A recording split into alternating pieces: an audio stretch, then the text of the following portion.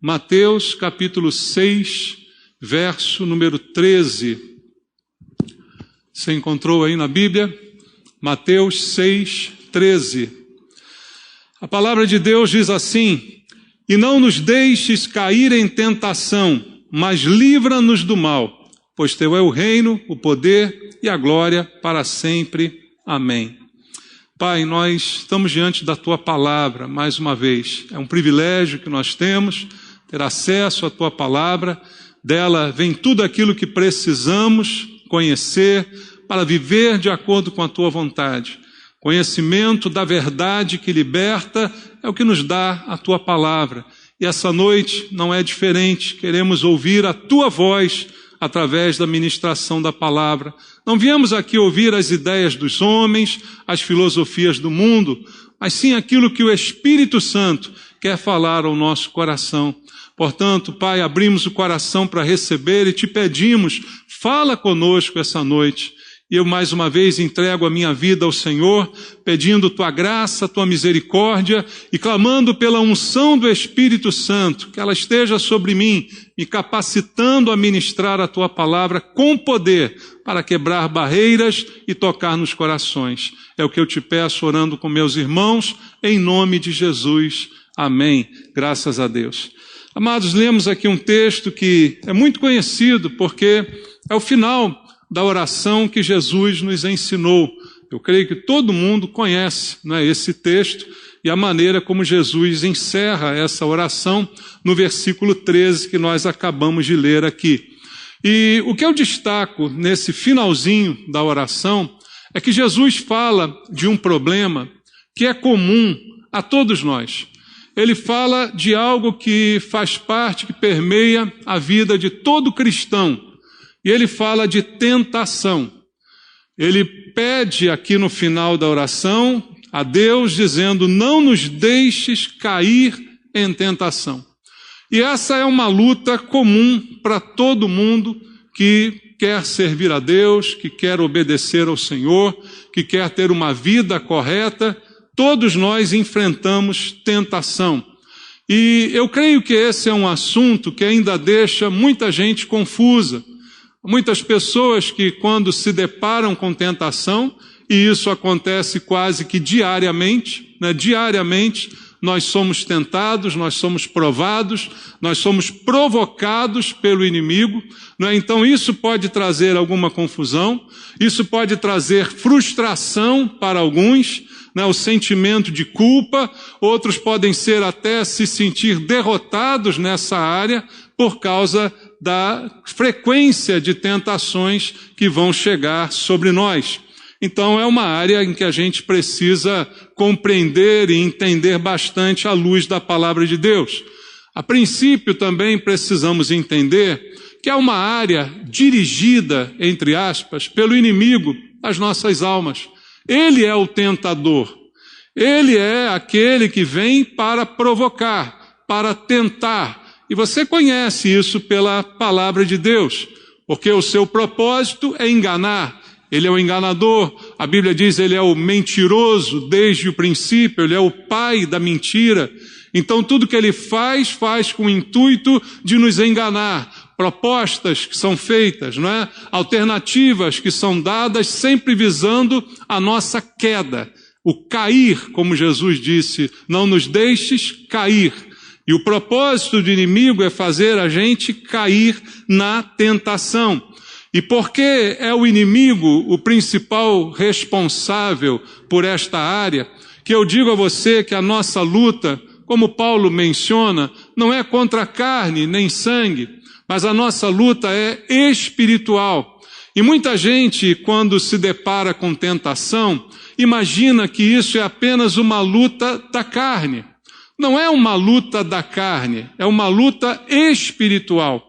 Porque o provocador, o enganador, o tentador, ele é um ser espiritual que tenta contra nós. Então a nossa batalha não é contra a nossa própria carne. Essa é uma tentativa que muitos já fizeram. Eu vou subjugar a minha carne. Você lembra, né, dos antigos mosteiros, onde os monges tentados colocavam o corpo debaixo de chicotadas que eles mesmos davam em si mesmos, tentando de alguma forma tirar da carne a tentação. Isso é completamente inútil, porque a luta não é carnal, a luta é espiritual. E as armas para se lutar uma luta espiritual também não são carnais. Você não luta uma luta espiritual com armas carnais, você luta com armas espirituais. Por isso o apóstolo Paulo, lá em Efésios 6, quando fala da armadura de Deus, coloca todas as armas espirituais que nós temos para nos envolver nessa luta que é espiritual. E a principal arma nesse momento que temos para enfrentar a tentação é a palavra de Deus. Ela é a arma mais eficaz. Não é o autoflagelo, não é uma tentativa de me amordaçar, não é uma tentativa de colocar uma venda nos meus olhos ou de me cercear de alguma forma, mas sim a palavra de Deus. Ela é a grande arma que nós temos para vencer essa luta. Então, eu queria essa noite ver com você alguns versículos para, em primeiro lugar, entendermos o problema e o que é a tentação. Em primeiro lugar, abra a Bíblia aí em 1 de Pedro, capítulo 1, do versículo 3 até o versículo 6. Na primeira epístola do apóstolo Pedro, no capítulo número 1, 1 de Pedro, capítulo 1, do versículo 3 até o versículo 6. O apóstolo Pedro diz assim: Bendito Deus e Pai de nosso Senhor Jesus Cristo, que segundo a sua muita misericórdia, nos regenerou para uma viva esperança, mediante a ressurreição de Jesus Cristo dentre os mortos, para uma herança incorruptível, sem mácula, imarcessível, reservada nos céus para vós outros, que sois guardados pelo poder de Deus, mediante a fé para a salvação, preparada para revelar-se no último tempo. Nisso exultais, embora no presente, por breve tempo, se necessário, sejais contristados por várias provações. Entender aqui o que Pedro está dizendo. Primeiro, ele diz que nós somos salvos, concorda com isso? Você é salvo, você crê nisso, né? Você é salvo, Pedro afirma aqui a nossa salvação, porque somos salvos, ele diz, nós temos uma herança, a herança conquistada por Jesus para nós. Nos deu herança no céu, nos deu a herança de pertencermos a Deus. Então Pedro diz, nós temos herança, e depois ele fala que nós somos guardados, você leu aqui comigo, nós somos guardados por Deus. Todas essas condições estão na vida de um salvo.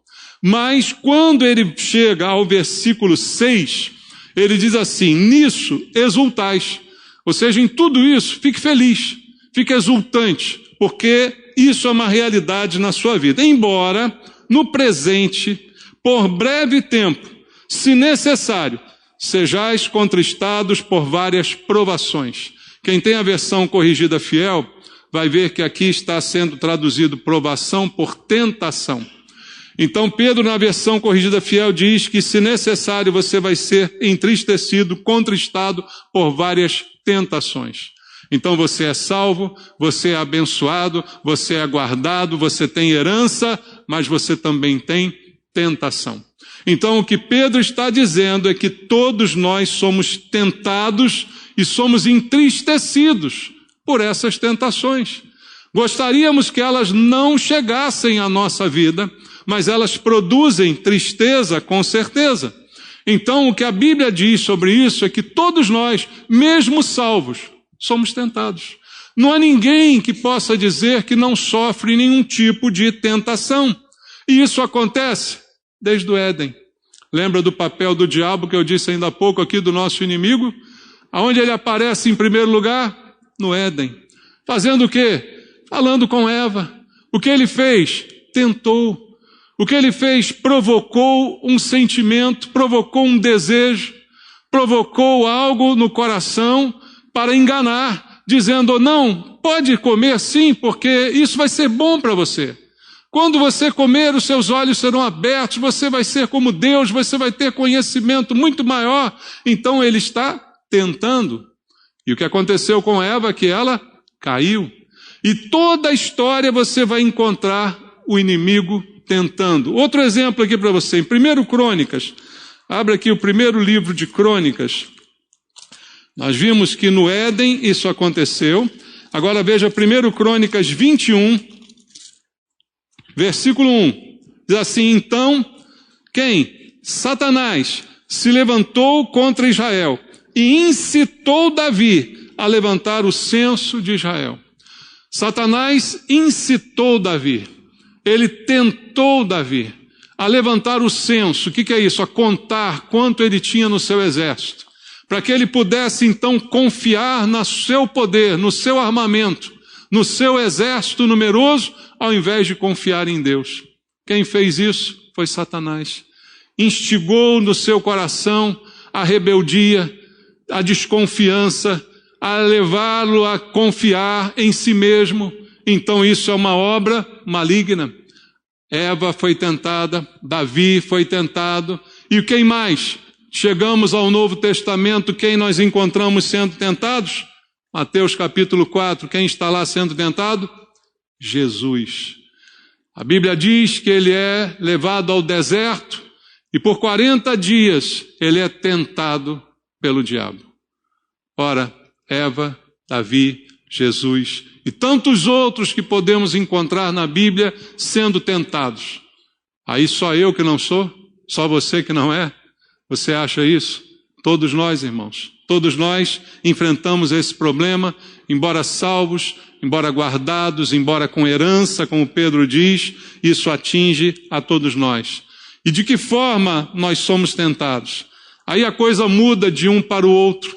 Aí a coisa muda porque o inimigo sabe o que é mais atrativo para um do que para outro. Então as mais diversas maneiras podem existir para a tentação. Alguma delas, Tiago capítulo 1, versículo 14, diz assim, ao contrário, cada um é tentado pela sua própria cobiça, quando esta o atrai e seduz. A cobiça de cada um é o elemento para a tentação. Qual é a cobiça minha? Pode ser diferente da sua. Você pode cobiçar algo que eu não cobiço. E ao mesmo tempo o contrário pode ser verdadeiro. Mas cada um é tentado por aquilo que deseja. São os desejos do nosso coração que promovem as armas para a tentação do maligno. E cada um é tentado segundo a sua própria cobiça. A cobiça é algo que sempre vai produzir tentação. E toda vez que eu estou cobiçando algo, o inimigo certamente, de alguma forma, vai oferecer uma facilidade para que eu possa obter aquilo que eu cobiço. E é dessa forma que ele trabalha. Outra coisa que se transforma em tentação, abra a Bíblia em Provérbios, capítulo 1. No primeiro capítulo do livro de Provérbios, há 2 versículos que eu quero destacar junto contigo. Provérbios, capítulo 1, versículo 10 e versículo 15. Filho meu, se os pecadores querem seduzir-te, não o consintas. E versículo 15. Filho meu, não te ponhas a caminho com eles, guarda das suas veredas os pés. Aqui o livro de Provérbios, que é um livro de sabedoria, diz que as nossas companhias, aqueles que estão perto de nós, aqueles com quem andamos, podem ser instrumentos de tentação.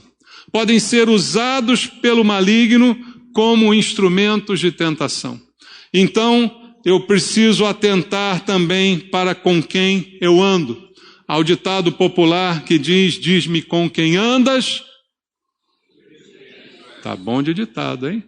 Te direi quem és. Porque somos afetados pelas nossas companhias, somos afetados pelas pessoas com quem andamos, acabamos por assimilar hábitos, costumes, modo de vida, Isso é normal.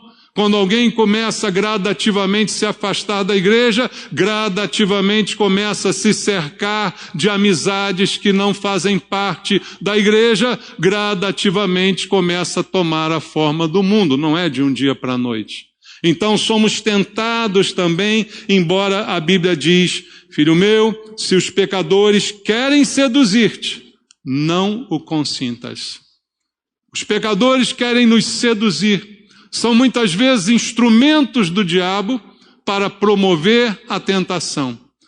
Isso é normal, como eu disse, todos somos tentados, todos enfrentaremos isto. Mas o que ele diz é, não deixe que isso aconteça. O que Provérbios está dizendo, ela não consinta com isso. Não te ponhas a caminho com eles, não ande com eles. Guarde das suas veredas os pés. Guarde os pés. Então há uma tentação também em más companhias. Outra coisa que produz tentação, ainda em Provérbios, no capítulo 30, vamos ler do verso 7 ao verso 9, também um texto bem conhecido, aonde diz assim, 2 coisas te peço, não mas negue antes que eu morra. Afasta de mim a falsidade e a mentira, não me deis nem a pobreza, nem a riqueza. Dá-me o pão que me for necessário, para não suceder que, estando eu farto, te negue e diga quem é o Senhor, ou que empobrecido venha furtar e profane o nome do Senhor. Instrumento de tentação é a vida financeira também. E aqui o autor de Provérbios diz, pedindo a Deus, eu não quero nem muito nem pouco, eu quero o necessário. Porque nos 2 extremos eu posso pecar contra ti. Se tiver demais, posso achar que não preciso mais de ti e acabo negando o teu nome. E se também tiver muito pouco, acabo tendo que roubar e também envergonho o teu nome. Então a questão financeira também é uma área de tentação. Quantos são tentados nesta área e quantos caem na tentação desta área? Há um alerta bíblico a respeito disso. Leia comigo 1 Timóteo, no capítulo número 6, da primeira carta de Paulo a Timóteo, do verso 9 ao 10. Ora, os que querem ficar ricos caem em tentação e cilada, e em muitas concupiscências insensatas e perniciosas, as quais afogam os homens na ruína e perdição. Porque o amor do dinheiro é a raiz de todos os males. Alguns nesta cobiça se desviaram da fé e a si mesmos se atormentaram com muitas dores. Veja que a área financeira é uma área de tentação, porque é uma área de cobiça, porque é uma área de desejo.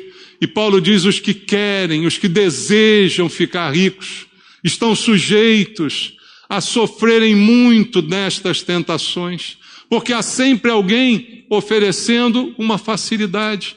Há sempre alguém oferecendo um atalho, um caminho mais curto. Há sempre alguém oferecendo a sorte grande. Essa é a obra do inimigo.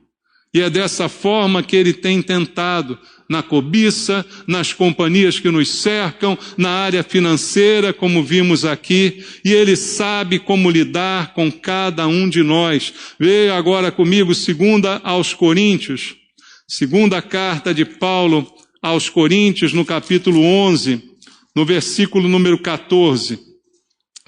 E não é de admirar, porque o próprio Satanás se transforma em quê, irmãos?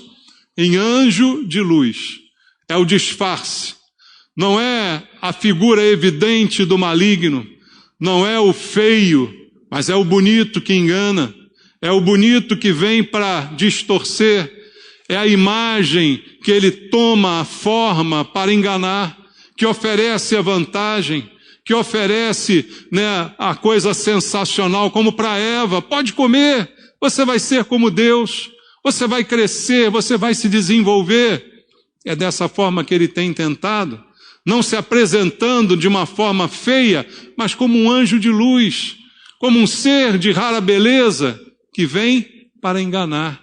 Como um amigo inocente, como uma companhia ruim, como já foi dito, como uma oferta financeira que parece maravilhosa, onde você vai ter muito lucro, Mas será que isso vem de Deus? Essas são as tentações que nós enfrentamos dia a dia. Mas uma coisa é importante observar desde o início dessa mensagem: tentação é diferente de pecado. Entenda isso de uma vez por todas. Ser tentado não significa estar em pecado. Muita gente sofre achando que está em pecado, quando na verdade está apenas sendo tentado. E há uma grande diferença entre pecar e ser tentado. E nós precisamos atentar para isso. O pecado, ele pode ser o resultado da tentação. A tentação normalmente produz o pecado. O que fez Satanás com Eva a levou a pecar. E o que Eva fez com seu marido o levou também a pecar. Mas antes, há um momento em que está sendo tentada, não está ela pecando, embora esteja dando ouvidos à proposta maligna. Mas isso ainda não é o pecado. O pecado é a consumação do ato. O pecado é a queda, como a Bíblia mostra para nós. Então o pecado, ele pode ser o resultado da tentação, mas ele não é a tentação. Por isso Jesus na oração diz: não nos deixes cair em tentação. Ele não diz: não deixa que eu seja tentado.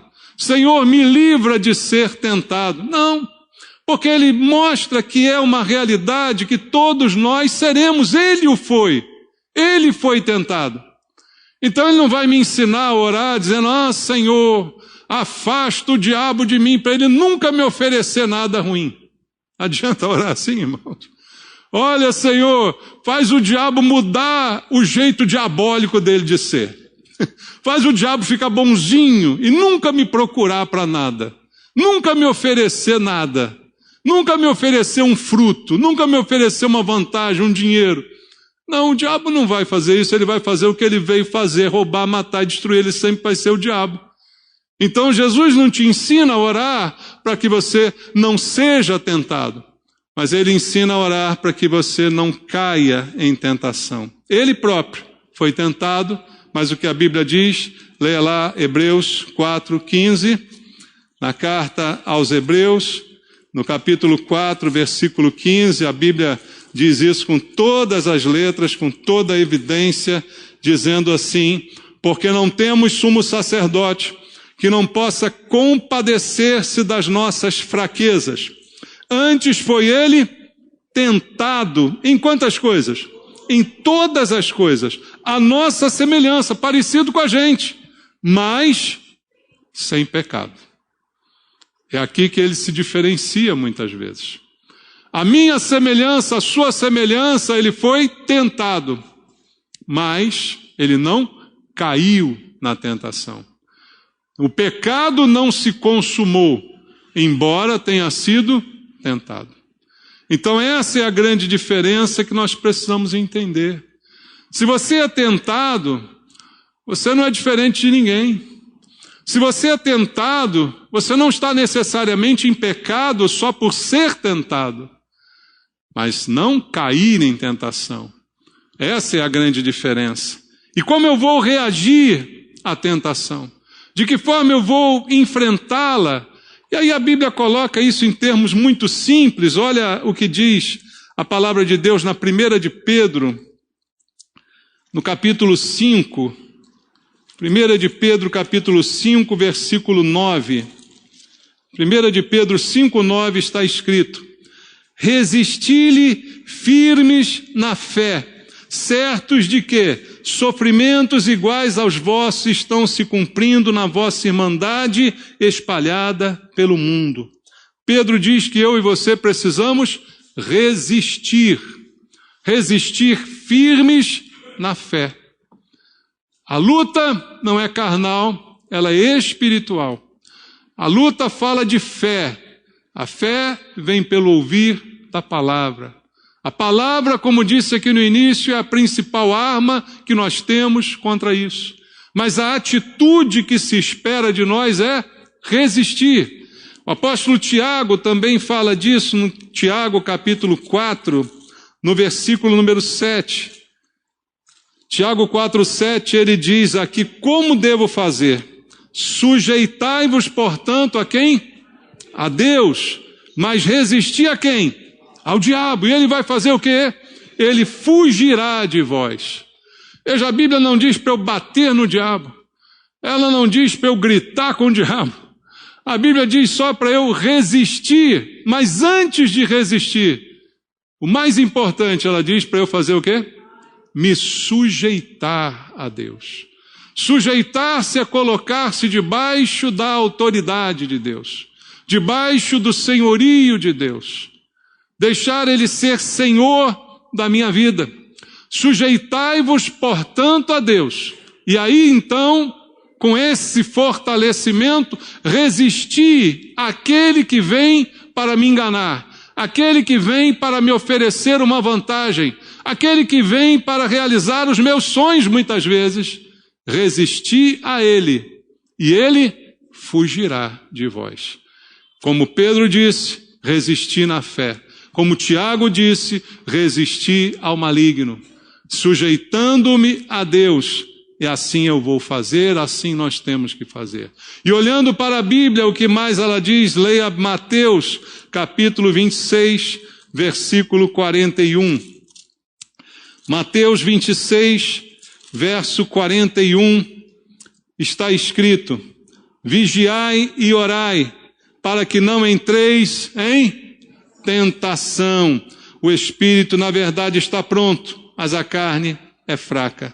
Vigiai e orai, armas que o Senhor nos dá para resistir à tentação.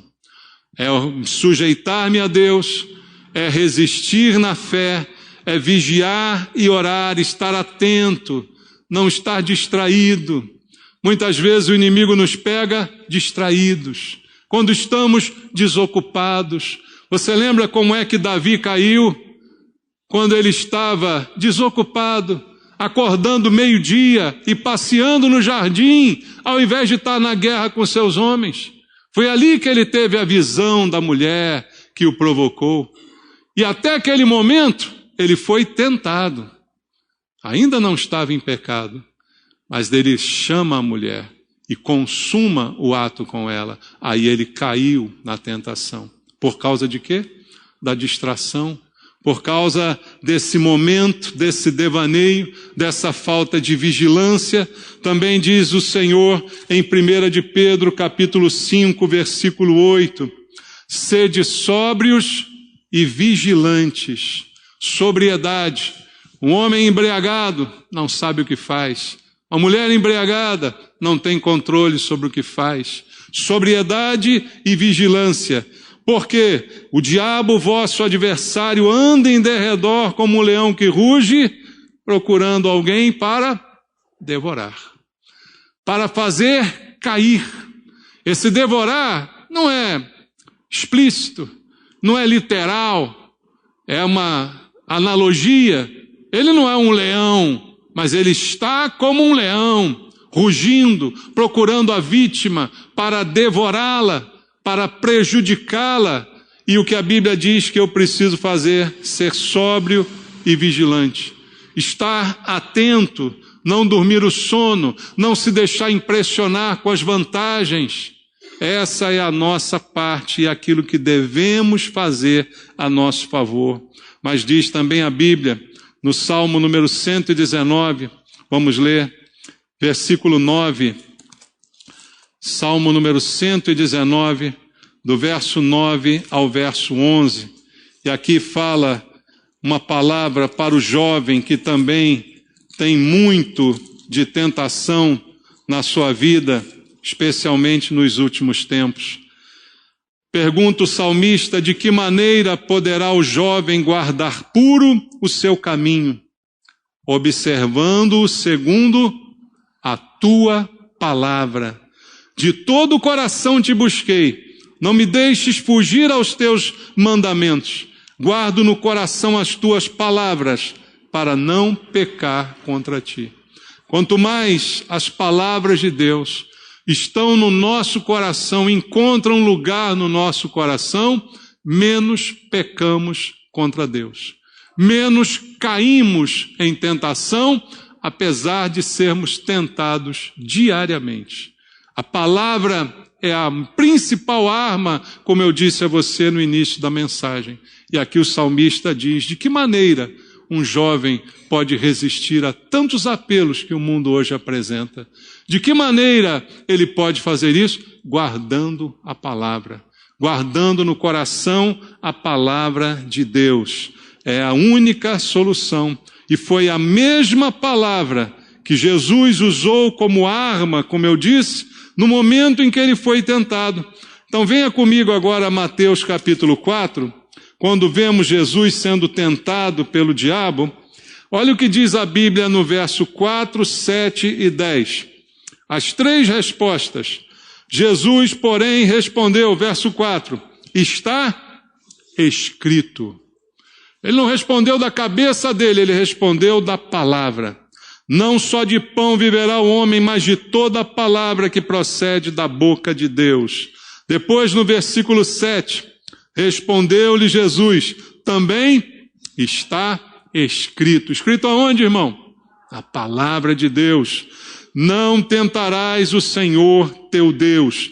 E depois, no versículo 10, então Jesus lhe ordenou, retira-te, Satanás, porque está escrito, mais uma vez, ao Senhor teu Deus adorarás, e só a Ele darás culto. É a palavra, ela é a arma, ela é que você vai usar contra a oferta maligna, contra a proposta indecente, contra a vantagem. Tem um ditado no mundo que diz, irmãos, que se a esmola é muita, completa. Ninguém sabe. Esse ditado ninguém sabe. Se a esmola é muita, o santo desconfia. Tem santo aqui? Somos santos, não somos? A Bíblia não nos chama a gente assim? Você devia desconfiar quando a esmola é grande demais. Quando a oferta é muito mirabolante. Quando a vantagem é muito grande. É o mínimo. Deveríamos desconfiar. Isso é importante demais, irmãos, que a gente desconfie. Então, diante de tudo isso que nós ouvimos, não esqueça de algumas coisas, de alguns princípios. E o princípio principal, reportando agora ao primeiro versículo que nós lemos, é que nós não estamos sozinhos nessa luta. Guarda isso no teu coração. Na luta contra a tentação, você não está sozinho. Por isso Jesus incluiu aquele versículo na sua oração. Não nos deixeis cair em tentação. Não entenda errado esse versículo como se ele fosse assim, um pedido a Deus. Se Deus não atender e eu cair, a culpa é de Deus. Tem gente que é tão cara de pau, né, que ainda pensa isso. Eu orei, Senhor, não me deixe cair em tentação, mas eu caí. Então o Senhor não me vigiou direito. O Senhor não me guardou direito. Não é isso que Jesus está ensinando. Mas Ele está mostrando que nós somos assistidos por Deus nas nossas tentações. Que nós somos guardados por Deus, que está conosco. Mas para que Ele se manifeste, eu preciso invocá-lo. Eu preciso chamá-lo, invocai-o enquanto está perto.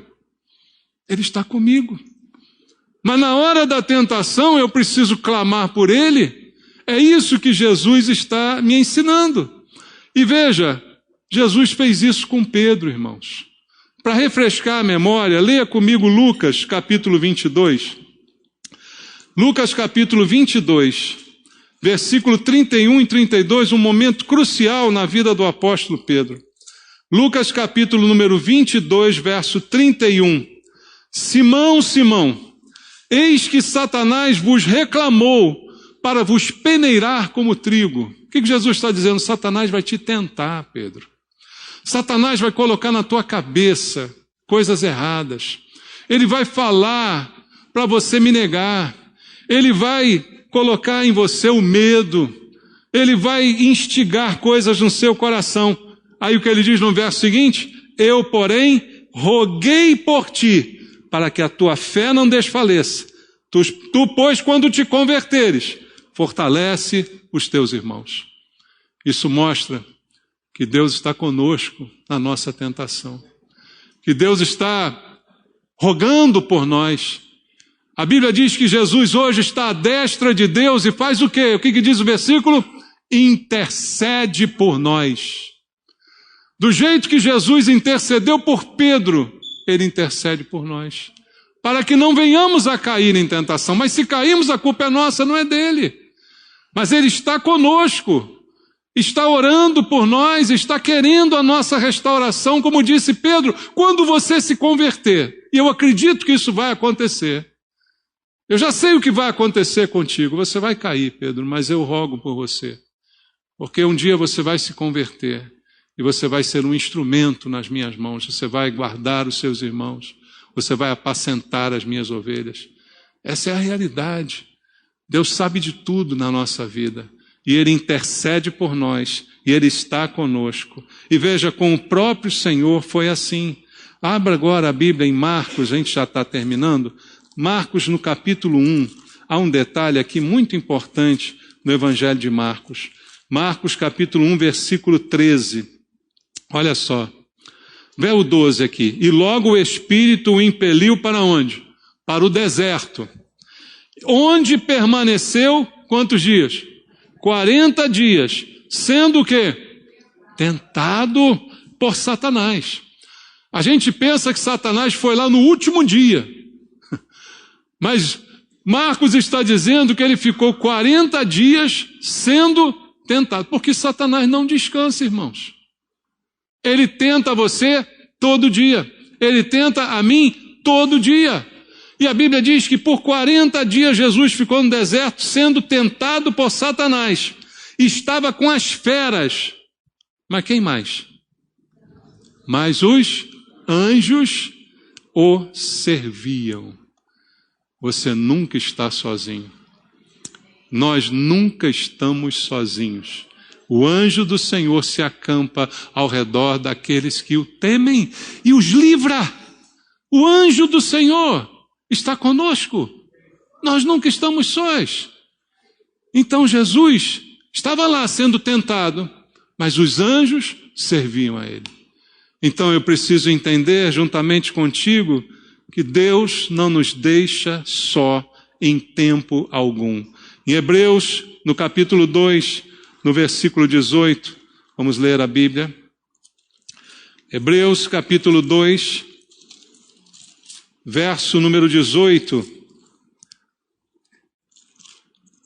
Hebreus 2:18 está escrito: pois naquilo que ele mesmo sofreu, tendo sido tentado, é poderoso para socorrer os que são tentados.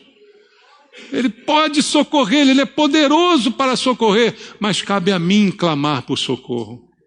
Cabe a mim pedir, Senhor, me socorre nessa hora. A tentação é grande, Deus, mas me socorre, me ajuda. E eu duvido que Ele não te ajude. Se você clamar por Ele, se você invocar o seu nome, se você buscá-lo de todo o seu coração. E para encerrar, leia 1 Coríntios, capítulo 10, versículo 13, que é uma das maiores garantias que nós temos na Bíblia dessa verdade. Não vos sobreveio tentação que não fosse humana, mas Deus é o quê, irmãos? Fiel, e não permitirá que sejais tentados além das vossas forças. Pelo contrário, juntamente com a tentação vos proverá livramento, de sorte que a possais suportar. Deus está comigo, está ao meu lado, está supervisionando tudo que acontece. Se eu clamar por Ele, se eu gritar para o socorro, Ele vem ao meu encontro. Como Pedro, que andou sobre as águas e afundou porque olhou para o mar e olhou para o vento, mas ao gritar, Jesus estendeu a mão e o levantou e ele não afundou. Grite por socorro. Se você é tentado, na hora que você é tentado, abre os teus olhos, vigia, ora, busca o Senhor, ouça a palavra, guarde no teu coração. Mas se nada disso funcionar, grite por socorro, socorro, Senhor. E Ele te socorrerá, porque é promessa de Deus. Então se apegue ao Senhor e você vai ser mais forte nas tentações. Porque a mim se apegou com amor, eu o livrarei e o colocarei a salvo, diz o Salmo 91. Guarde isso no teu coração, em nome de Jesus. Vamos orar? Fala com Deus agora. Eu não sei qual é a tentação que você tem passado, mas eu sei que todos nós temos passado. Eu não sei qual é o tamanho da luta de cada um, mas eu sei que todos nós temos uma luta. Mas o Senhor tem a mesma resposta para cada um de nós. Vigia, ora, guarda a minha palavra no teu coração, guarda a minha palavra, resista, submeta-se a mim e o inimigo fugirá. Mas mesmo assim, se nada disso der certo, grite por socorro. Pai, fala conosco essa noite, Deus. Fala ao coração dos meus irmãos, a todos nós que enfrentamos essa luta que é comum. Não há ninguém aqui que não seja tentado, Pai. Mas que não haja ninguém aqui que caia em tentação. Que experimente a queda na tentação. Livra-nos disso, Pai. Não nos deixes cair em tentação. Livra-nos do mal, Senhor. Não nos deixes cair em tentação. Livra-nos de todo mal. Abençoa teu povo com a tua palavra. Oramos em nome de Jesus.